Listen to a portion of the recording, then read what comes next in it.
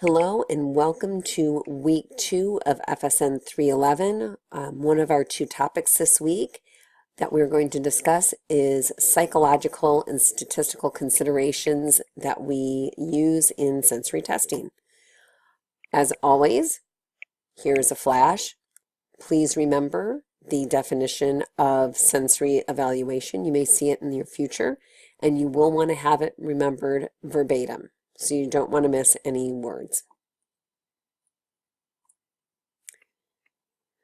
We have 2 main objectives today. Number 1 is to look at the psychological and physiological errors that are associated with sensory testing and to discuss strategies to minimize those factors. The other objective is to look at statistical considerations that can influence how sensory tests are designed and how data is collected. So, we'll jump right into physiological and psychological errors, specifically starting off with the physiological factors. There are 2 physiological factors. The first is adaptation and the second is stimuli interaction.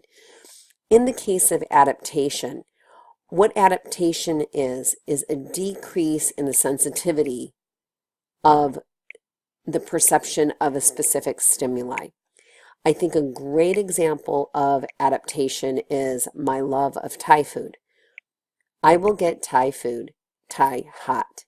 In the first few bites, yes, they're very hot. But as I continue to eat more and more of that meal, how I perceive that heat or my sensitivity to that heat perception decreases. So in essence, I have adapted to that spicy heat when I consume the product. When we talk about stimuli interaction, there's 3 basic types: enhancement, synergy, and suppression. An enhancement is when you add a substance to increase the perception of another.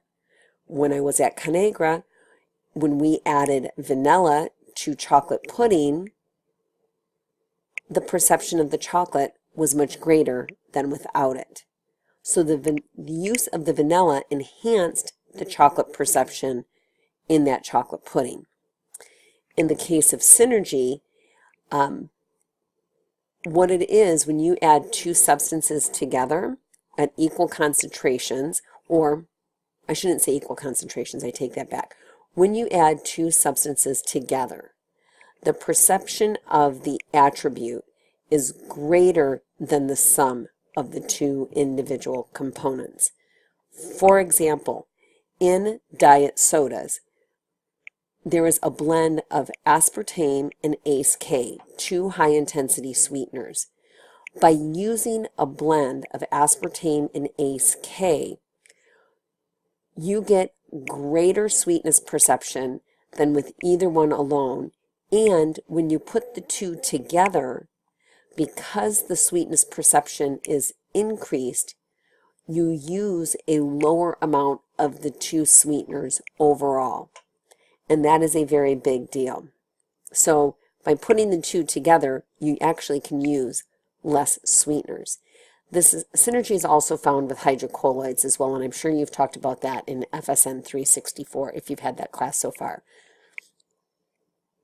Suppression is another physiological factor, and what it is the addition of a substance to decrease the perception of another.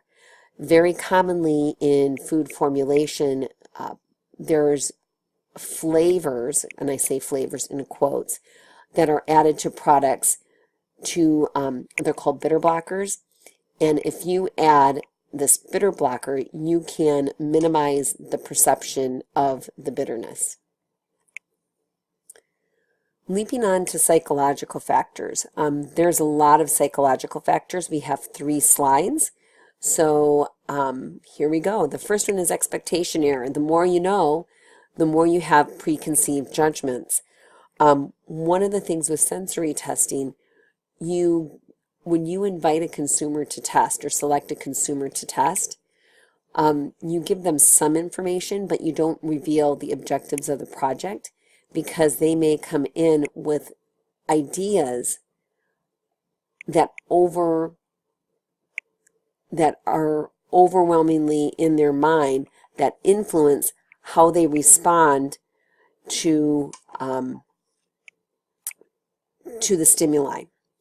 So basically, you give them enough information to know what they're going to test, and that's it. And again, this is why we don't talk during the lab or talk during sensory testing. Error of habituation is basically a trend of increasing or decreasing responses to subsequent products.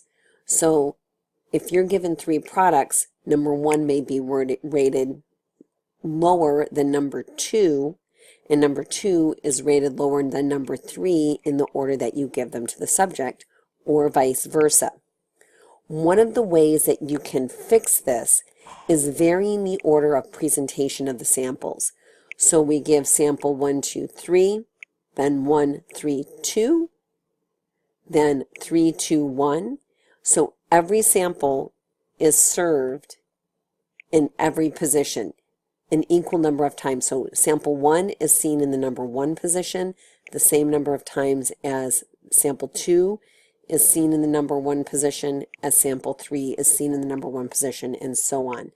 This is called balanced presentation. And when you do that, you eliminate mathematically those sources of variation. There is also a stimulus error, and this is specifically related to irrelevant things that can influence a subject's response. Red tends to be a color that angers people, or is known as an angry color. If I were to serve my samples in a red sample cup or in a red plate, that may elicit a subconscious effect and influence how that product is evaluated.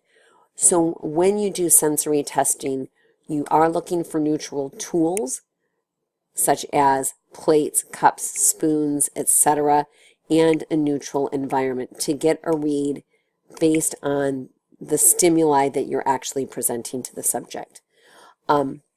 There's also something called a logical error where 2 or more subject or characteristics are linked in a subject's mind. So for example, if I see a diced red pepper in a dish, I may think red pepper equals hot.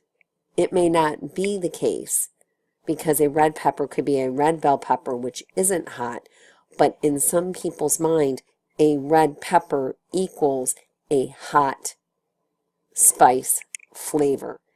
That is an example of a logical error. The halo effect is when more than one attribute is being tested, and those ratings will influence one another either positively or negatively. So if the texture is super, super bad on a product, for example, there's a lot of extreme tooth packing.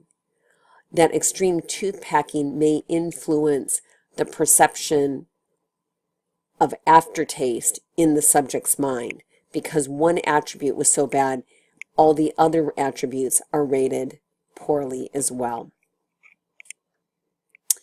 And then we have what I call the Home Alone effect, or mutual suggestion. And this is when a panelist influences another panelist's response. For example, one panelist's face influences another panelist's response, meaning if I am testing and I am having a gag reflex, that gag reflex could influence how I perceive the product, not based on the stimulus of the product being tested, but based on the person next to me or in the same room doing the testing.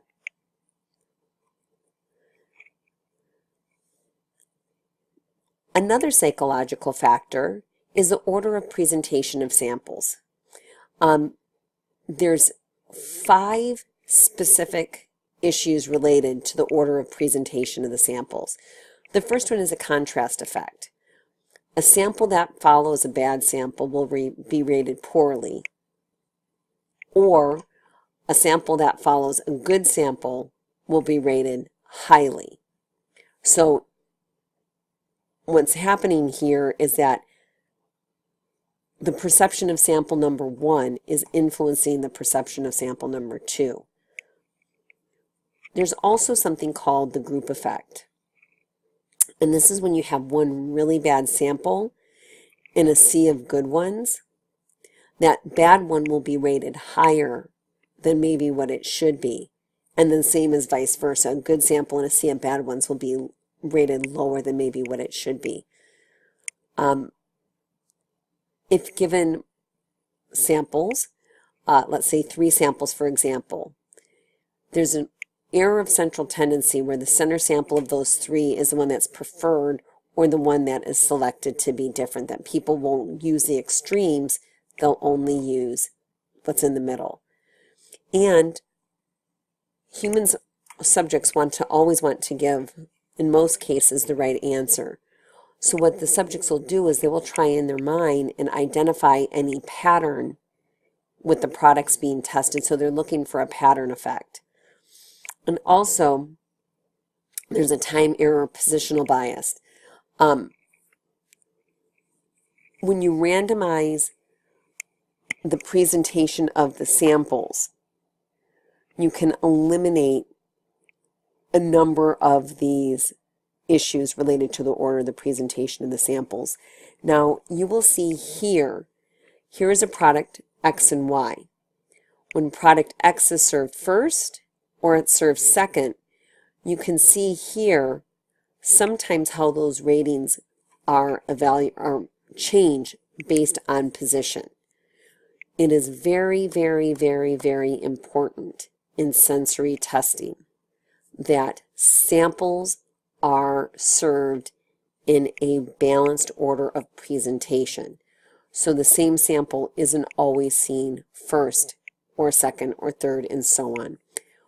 When we start doing the work in Red Jade, this will make a whole lot more sense because we'll actually see the order of presentation of multiple samples to a subject, and we can actually go back and look at how those samples were presented in the case of a sensory test.